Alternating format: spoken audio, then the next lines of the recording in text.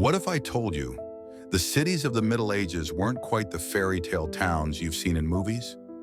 That behind the stone walls and towering castles were foul-smelling outskirts, butcher alleys, and secrets hidden in plain sight.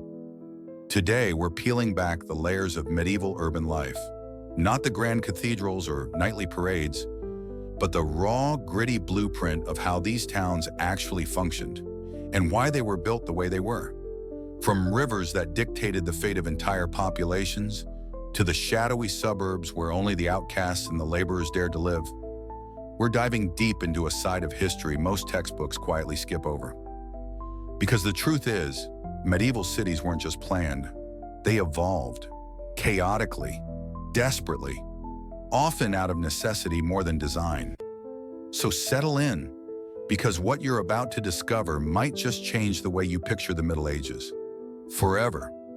If this kind of historical deep dive sparks your curiosity, don't forget to like, subscribe, and hit that notification bell, so you never miss a chance to uncover the hidden layers of the past.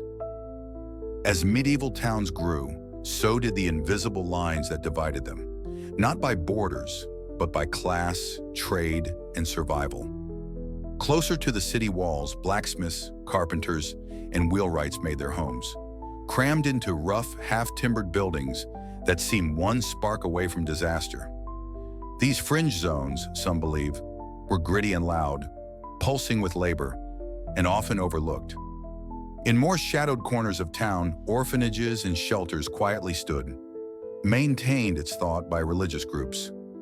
Not exactly places of refuge, but more likely places society didn't want to see. Strangely, universities were often built on the outskirts, far from the city's core. Why? That remains a mystery. Maybe the noise of scholarship didn't mix well with politics. This imagined town of 5,000 might seem too small for a university, but for the sake of this exploration, let's keep it. Main roads were rare and polished with stone or timber, but most streets, muddy, narrow, alive. Waste flowed down gutters, or worse, was tossed from above. The street layout wasn't designed, it evolved. People, carts, livestock, shaped paths with every step. That's why so many medieval alleys twist and turn like a labyrinth. Only a few cities were ever planned, and even then the chaos found a way back in. The wealthiest lived near the central square in towering, decorated homes. Below them, merchants and craftsmen bartered outside public buildings, while the elite ran their trade from behind gilded doors. At the center stood the town hall, equal parts courthouse, archive, and rumor has it, dungeon. Some basements, it said, housed cells and torture chambers, where justice perhaps had many faces.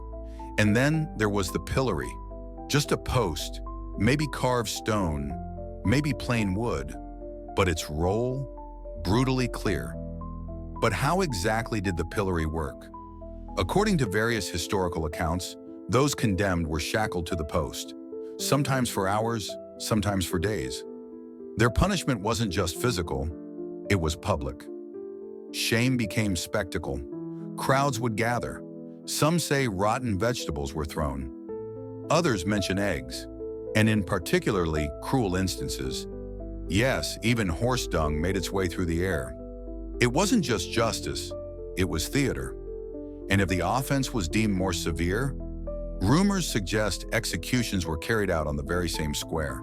Swift, silent, or perhaps loud and unforgettable. But punishment wasn't the only drama unfolding in the heart of the city. At the center of the square often stood a water source, either a well or an ornate pump. This wasn't merely for function, it was a symbol of life, and sometimes of control.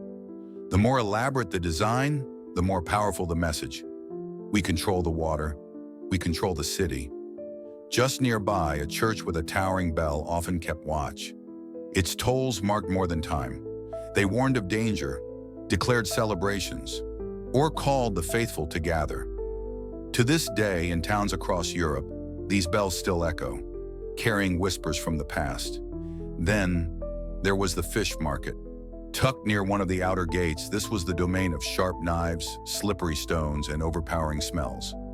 A practical choice, keeping the stench away from nobler noses, yet also a reminder that medieval survival was far from romantic. And if we leave the square and follow the narrow veins of the city deeper, we find the homes. Packed tightly along winding streets, these townhouses often looked alike once plastered, but their bones told different stories. There were two main techniques, historians suggest. One relied on solid bricks, common in the Prussian regions. The other, a more humble blend: clay, sand, straw, and yes, even animal dung. Cheap, available, and surprisingly durable. Thick beams anchored the structure, laid below, above, and especially around windows. Every meter or so, vertical posts rose up, often reinforced with angled braces. The more timber, the stronger the frame, at least in theory. And the rooftops? Steep, often angled at 45 degrees or more, covered in ceramic tiles, slate, or hand-split wooden shingles. Charming, sure, but also practical, shedding snow and rain with brutal efficiency. Many rooftops featured small, dormer windows, adding a distinct character. And the chimneys? Not just functional. In wealthier homes, they could be works of art, clustered together, crafted with care. Heating wasn't centralized, so each room needed its own hearth.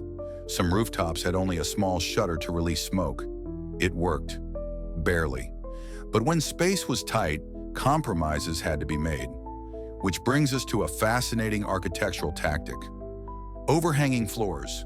Known in some records as jettying, this technique allowed upper levels to jut out over the street, gaining space without widening the base. Clever and a little claustrophobic. It all depended on strong horizontal beams beneath the projection, each carefully placed, often over-engineered for safety. In a world where every inch counted, building upward and outward became a necessity. And so these towns, cramped, chaotic, yet deeply alive, formed their own kind of order. Not by blueprint, but by sheer will to survive. In medieval towns, the ground floor wasn't home. It was hustle. Shops lined the streets, but signs, not words, told the story. A shoe, a tankard, a hammer. Symbols for a world where most couldn't read, but everyone had to survive. Windows, rarely glass. More often wooden shutters or oiled parchment stretched thin. Light seeped in, just enough to see, but never enough to truly reveal. Only the rich had glass, thick, warped, bottle-like. And even then, the windows stayed small, high, guarded. Every detail, from signposts to shutters, whispered of a city built not for beauty, but for function. And if you feel that pull to keep searching, don't forget to like, subscribe, and turn on notifications, so you never miss a step in our journey to uncover what still hides on this earth. Thank you for watching, and I'll see you next time.